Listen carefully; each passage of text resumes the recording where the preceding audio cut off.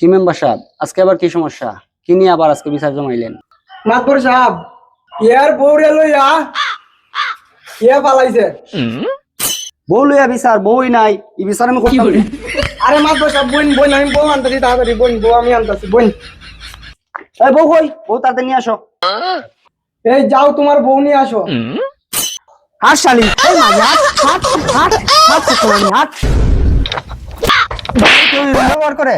হ্যাঁ হ্যাঁ, আসো শোনা আসো। এলাই তো তোর বউ তাহে না। বসো এখানে বসো।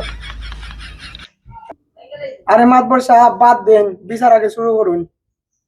এর বিচার বাদ দেন, আগে এর বিচার করে নি। এই কেমন চলে বেটা রে? তোর বউ এক বেটার সাথে বেগে জায়গা। ওই তুই কেমন তালে বেটা রে, তোর বউ কি আরেকবারের সাথে ভাগ্যা?